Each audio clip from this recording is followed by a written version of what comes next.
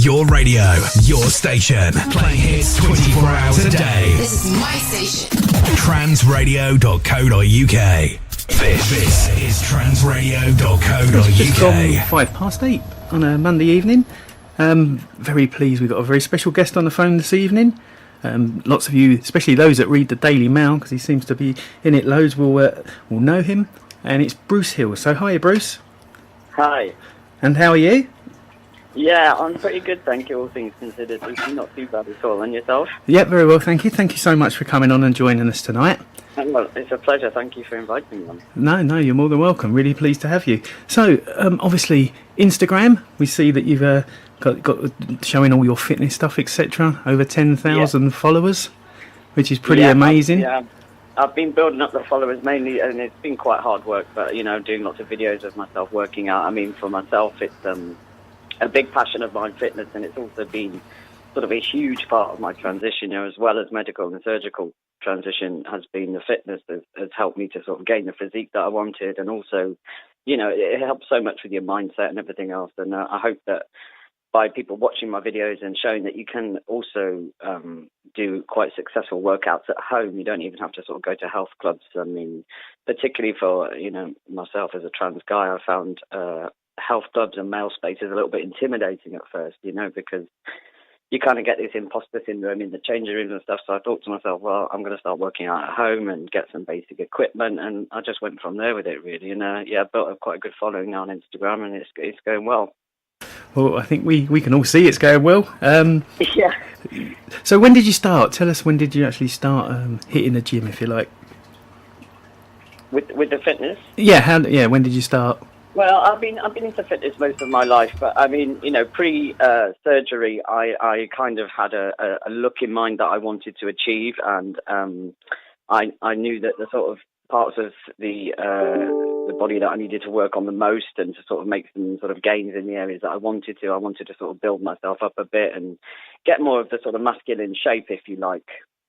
So I started pre-surgery working quite a lot on sort of pectoral muscle and things like that, just to gain some shape, and then that helped post-surgery as well. And it also, as I say, helped with my mindset. It kept me in a very positive frame of mind, because working out just makes you feel so good about yourself, and I felt like it gave me a focus. And obviously post-surgery, then I had to take a couple of months off, and then I just got straight back into it. And that's when I started to put more of it online, and I was sort of very open on there about what I was working on and why. And I was sort of, I was wondering at first after surgery whether I would be sort of worried about sort of taking my top off and things, shall we say, and showing people that side of me. But I actually wasn't. And it gave me quite a lot of confidence doing that on Instagram, to be honest with you. It's really, really helped me with, being able to sort of be myself and show people and not be worried about it. So I just hope that can be an inspiration to other trans guys, really, when they look at it, or to anyone that wants to work out and work on their fitness. Yeah, well, I certainly could do with a little bit of work, so perhaps I should start looking at your videos and etc. Now, you mentioned with the muscles. Now, obviously, with trans men that were going to have top surgery, I believe that's quite important, and you can actually, from my conversations with you, you can build the muscle up underneath. Is that correct?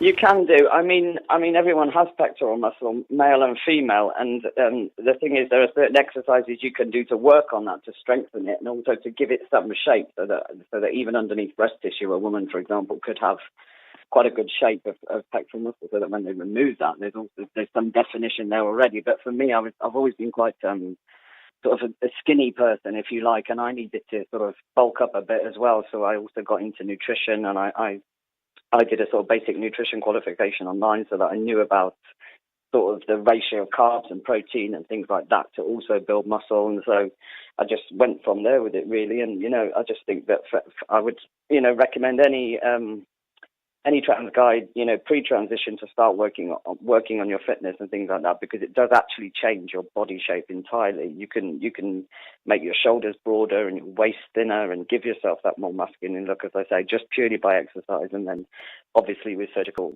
intervention then as well, you get the rest. So that was what I did. Right, cool. So how often do you work out? Is it an everyday thing, or a few times a week? I work out every day, yeah. I'm a bit obsessive with it. I mean, if I've got to go to work, I mean, I only work part time, thankfully, so I get plenty of time to train. If I've got a day off, then I'll usually generally do like a 2 hour workout, but I'll mix it with weight training and cardio, because cardio helps you to sort of stay slim, which is what I wanted, and also the weight training obviously is for the muscle. But I sort of work on different muscle groups, so I might have a day where I do legs, and I might have a day where I do chest. Then I may have a day where I do arms. I mix it up a little bit. And as I say, I'm trying to sort of now introduce on my Instagram demonstrations and videos and sort of give people information as to sort of different ways you can work on different body parts. But I would say on average every day, 2 hours if I'm not working. If I'm working, I'll get in a quick half hour to 45 minutes before I go to work. Before, it's always in the morning for me. If it doesn't happen in the morning, it's not going to happen. Basically, I'm not one of these that can do a whole day's work then go to the gym for 2 hours in the evening. That doesn't work for me.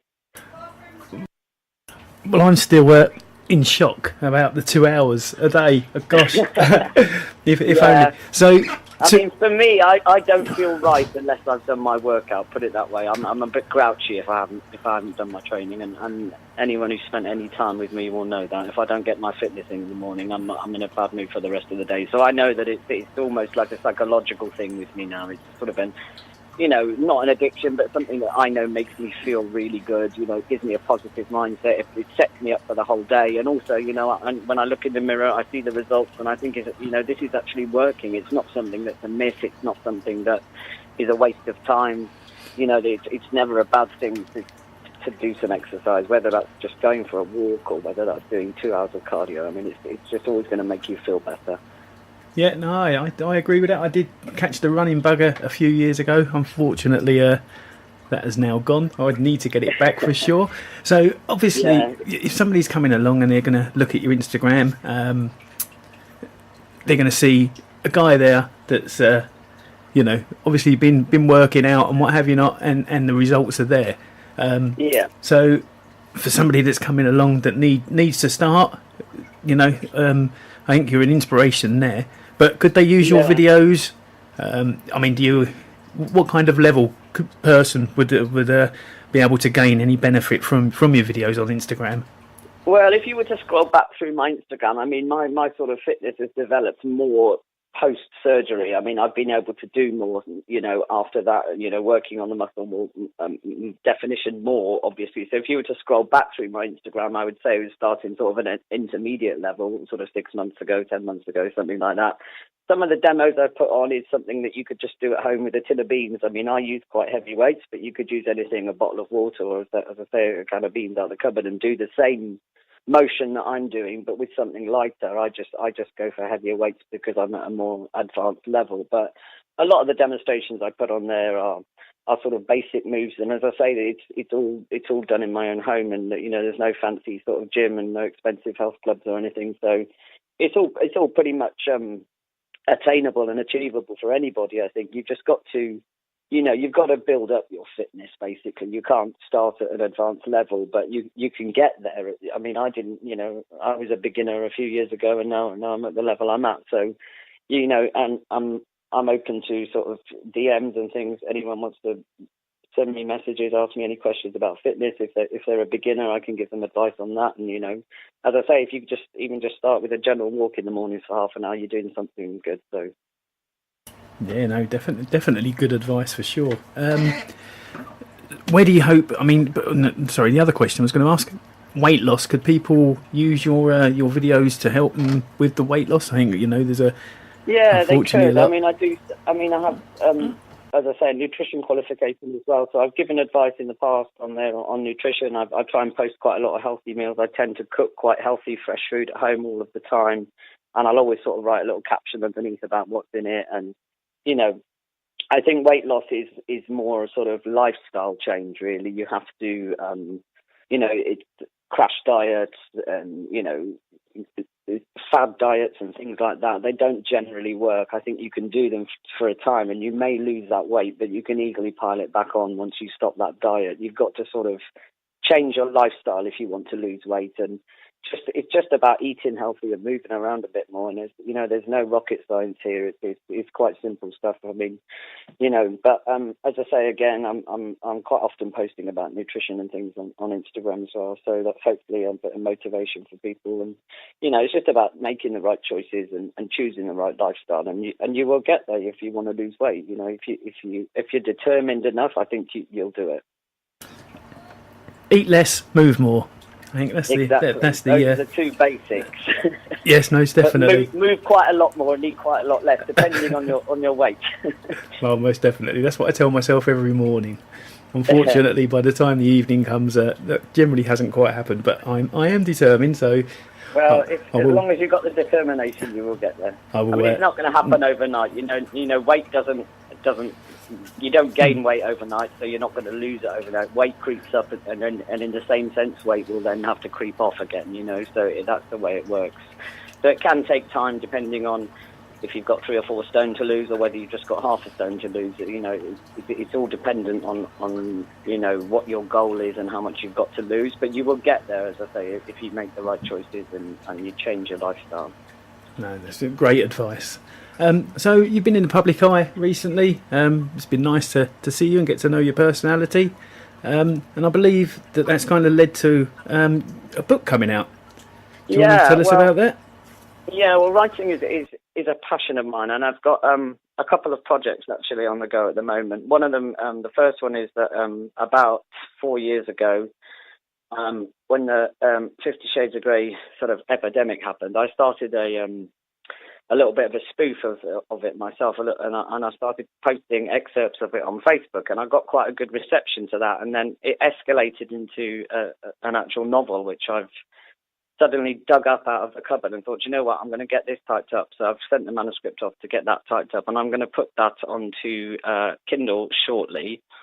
It's only a short story. It's only 8 chapters long, but it's quite a bit. It's a bit of fun, really, and I want to put it on Kindle for quite a low price. And I decided to give half the proceeds of that to a transgender charity. I mean, depending on how much it sells, and I'm hoping, to sell a few copies of that, because it's got quite a fun element to it. So, and that just sort of got me back in the mindset of thinking maybe I could write a book just about my life story, part sort of self-help, part fitness and motivation, and a lot of sort of openness and honesty about transition, the good parts, the bad parts, what to expect, how are you going to feel and things like that, because I've been through it. And I know personally for myself, when I went through transition, I know there weren't many male trans role models that I could sort of look to and gain advice from. I found that quite difficult when I was looking online and things. So I just thought, well, I don't see myself as a trans activist as such, but if I can be some sort of inspiration and motivation and use my writing to do that, then all the better.